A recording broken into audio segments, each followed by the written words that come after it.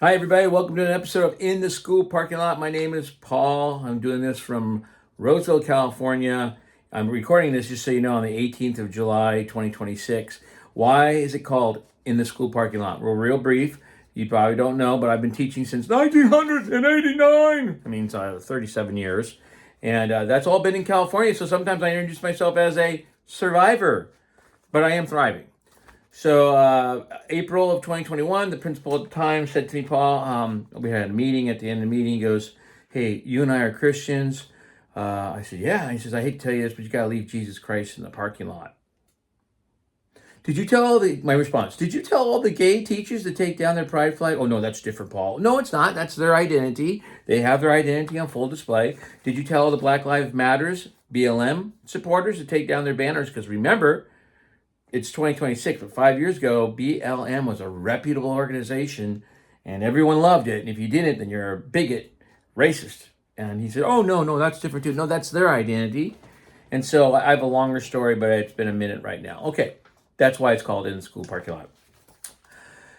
I belong to a newish group. The newish group is called Teacher Freedom Alliance, and I love it. It's pretty much saying, hey, teachers, you can opt out of the union, NEA, AFT, and such. There are other conservative unions, though. You can be in a union. I am pro-union. I get what a union can do. But for gosh sakes, do you see all the stuff happening in classrooms? Do you see it? Do you see the teachers getting abused? Why are we talking about Planned Parenthood, NEA? What about the low test scores? Maybe the teachers need more help on teaching how to read, teaching how to do math better. So why talk about political issues? Why? So that's why I am not in favor of the way those unions, NEA, AFT, and such, they are not looking at the teacher in the classroom. They are looking at politics getting into the classroom. So there you go. That's 2 minutes. Let's get to the topic. So we had a beautiful 3-day conference in Dallas, Texas, hence the pin. I love you, Dallas. I love you, Texas. It's a very cool city. I've never been to there. And Teacher Freedom Alliance CEO Ryan Walters, who I've gotten to talk to a couple times, good man. Boy, I tell you though, there are people in Oklahoma that, I don't know. Something I do want to talk about in our 10 to 15 minutes together is that being, you don't know this person, and yet you say such vile, crappy things about somebody. You don't know them. What does that say about you? Holy smokes. So I saw someone say, we look in a mirror to correct things. I should be looking in a mirror. I look in the mirror. I look in the mirror to correct things. How's my mustache trimmed? Did I do a good job shaving my head? That's why we look in the mirror. So when we say look in the mirror, it should be to correct things. Anyway, I was honored to be selected to be a part of one of 2 committees to meet with Madam Secretary Linda McMahon, who is the Secretary of Education. And this is where I get to the idea of the things that some of you say that are so vile and disgusting about a lady you don't know. And I know bots are there. I'm 60 years old, I'm understanding. But there are plenty of cretins out there that talk about somebody that they have no idea who they're talking about. And that's you, because you have not met her, unless you were at that meeting or you've met her. I found her to be a lovely lady. What happens is that we get up there, it's a smaller room. It's just 12 teachers. We had teachers from California, Washington, Oregon, Minnesota, New York, Colorado. I believe those are all the states. So there's about 12 of us sitting around this table. And she walked in with security, or Secret Service, and she was awesome. And we had a chance. They sent us questions ahead of time. And remember, we have 12 people. There's 45 minutes. And you could tell I like to talk. We're going to be here together between 10 and 15 minutes. So I answered all the questions. So I said, let's go for it. I'm going to be ready. And I go, oh my gosh. We go around the room. And it gets to me. And I tell her, my name is Paul Everett. And I've been teaching since 1989. She laughs. She giggles. I thought, good. Okay, this is good. And I held up a book of a solution written by the founder of the charter school I teach at. And I said, You've been told to do things by your boss, correct? And she giggles. Yes, I've been told to do things by my boss too. And my boss says, please give you his book. So I need to give you this book. And she said, okay. So then we start talking, and Jennifer, who did a great job, I hope she's watching this video. She probably is. Make sure that I'm okay. She gave us the questions, and the first question is, if there is one thing you wish state and federal leaders knew about your job, what would it be? So I raised my hand. I gave the answer. Here's my answer. 37 years of teaching. The students' parents and teachers need to be on the same team. We need to have the John Maxwell. I do work for John Maxwell, and I'd love to help you out because I've gotten canceled by the public schools, which is fine. I burned that bridge. I get it. You pay a try. I'm looking at it right now. It says leadership. I didn't do the leadership. I didn't go with the public schools. So John Maxwell says 101% principle. Parents and teachers agree on one thing, and we give it 100%. And that one thing, according to me, having their child improve academically and behaviorally. Current culture between the parents and the teachers is quite adversarial. Then she said, do you agree? And then it took off. Remember, we only had 45 minutes. It was so much fun to see people just answering questions. It was great. And she listened. You son of a guns that think she's a bad lady. She listened. She took down notes. I'm going to go through the other questions. I only have one other question we got to answer because there was 45 minutes and 12 of us, and we were just bouncing, we're riffing, we're just doing, it was cool. What takes up the most time outside of actual instruction, for example, discipline, paperwork, additional training? So my answer, for a music teacher, which I am, it would be the additional training that does not have anything to do with music. We need to be allowed to attend a training that is focused on what we do.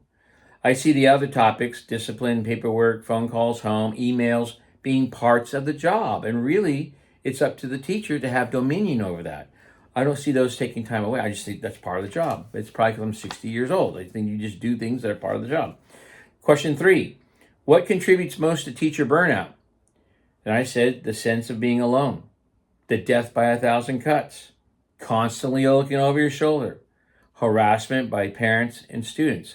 And I would ask, probably say also with fellow colleagues, that politically, if you don't agree with them, you're not going to get help, which was the case at one district. The NEA or the CTA, California Teachers Association, nothing. I was done. Okay, we got to keep moving here. What opportunities do you see for your state to be better meet the needs of students if it has a greater flexibility over education policy? So I said in California, greater state flexibility offers several high-impact opportunities. I'm just going to read the 4. The definitions are too long. We're at 8 minutes right now. Number 1, curriculum reform. Number 2, school choice expansion. So ease restrictions on charter schools and introduce education savings accounts. So funding allows the child increasing competition and options for families. Number 3, teacher workforce. And then number 4, accountability and basics. Enforce attendance, expand vocational CTE pathways, and prioritize measurable proficiency over the process. Okay, so that, and again, running out of time. Key condition, flexibility must include transparency, strong academic standards, and parental rights. Otherwise, it risks entrenching current shortcomings. California's diversity is an asset if policy prioritizes outcomes over ideology. Urgh! This approach could help close achievement gaps more effectively than one-size-fits-all mandates. Then I talk about funding. Do you know the average amount is $24,700 a month? That's a month. Stupid, sorry. A year. A year, $24,000 a year per student. Oh my gosh. Okay, I gotta keep going. We got 9 minutes. We'll go another 6. Trust me, we'll be done by 15 minutes. In your view, where does Washington, D.C. misunderstand the daily reality of teaching the most? My answer.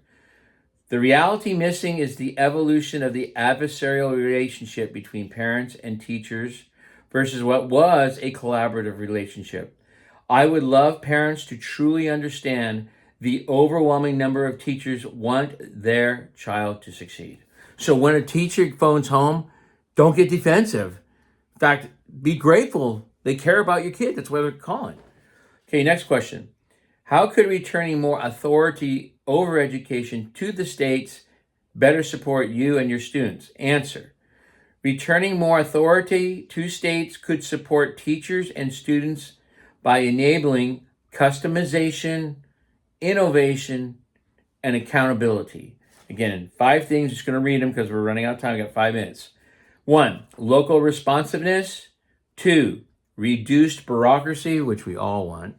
3, innovation and competition.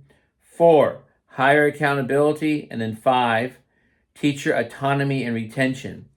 Less politicized federal involvement can reduce culture war battles imposed from afar, letting communities focus on core skills and practical results. Evidence from existing variation shows higher performing states often emphasize basics, parental involvement. They emphasize teacher flexibility over expansive federal programs. Overall, it aligns decisions with those closest to the classroom. Okay. Here we go. Last question. Got 4 minutes. If you had the authority to change 3 things in education tomorrow, what would they be? And here's what happens. I jump into the meeting. This is my last question. This is the only time I got to talk because I planned it that way. I wanted everyone else to talk because this is the one question I want. So I raised my hand at like 5 minutes left. Number 1, educate the perils of social emotional learning and have incentives to remove it. Failed track record and parental overreach. SEL, social emotional learning, shifts emotional moral development from parents to schools, which I can't stand. Often with inconsistent implementation, that's the reason why. Data privacy risks and ideological concerns that distract from core academics. Okay, I got 3 minutes. Number 2, incentivize classical education. Great books, Socratic dialogue, logic, rhetoric, and moral philosophy to restore critical thinking, cultural literacy, and character. Common Core's narrow focus on skills has narrowed minds and lowered outcomes. Classical approaches produce deeper learners and better citizens. States should fund pilot programs and teacher training to revive this proven model of classical education. And then number 3, to earn a high school diploma, students must pass the naturalization test. Requiring the U.S. naturalization test for high school graduation ensures every student knows basic U.S. history, government, and civics, the foundation of informed citizenship. Too many graduates lack this knowledge. Passing the test as immigrants must, legal immigrants must, promote civic literacy, unity, and responsibility in democracy, a constitutional republic, if you will. It's a simple, high-value standard. Okay, now that was the way I ended the meeting. Each one of those 3 got I was just blown away. I mean, I'm just sitting there like, this is incredible. So we go out to the hallway because we had to end the meeting, take the group picture. Secretary McMahon, shaking hands. I get the last handshake. And guess what she says to me? She smiles and she says, "Where's my book?" Boom! Booyah! I went, oh my gosh. She heard me. She responded to me. So with 90 seconds left, Linda McMahon is a wonderful lady. She barely talked. When she did, she asked questions related to what we said. She's got charisma. She cares about what's going on. So all you numbnuts out there that are bashing people you don't know, it's my general topic, like even bashing me. You have no idea who I am, yet you say the most vile, disgusting things. A pox on you. On the other hand, I will take that back because I'm going to say, I forgive you. I forgive you. You're a pain person and you take that pain out on others. So if Secretary McMahon happens to look at this, thank you so much for giving 24 teachers, there were 2 groups of 12, 24 teachers, time out of your day and listen to us. We're in this together. Next week, I'm going to show you a video of how if we don't get a hold on what's being taught in our classrooms 30 years from now, it will be a different country, totally different. And I'll prove that to you. I have a Venmo account, PayPal account. I wish you to drop us $1 or $2 because we need it. Retired teacher, doing what I can. I am teaching though, and I love you, my scholars. Okay, 3, 2, 1, 15 minutes. God bless. I love you.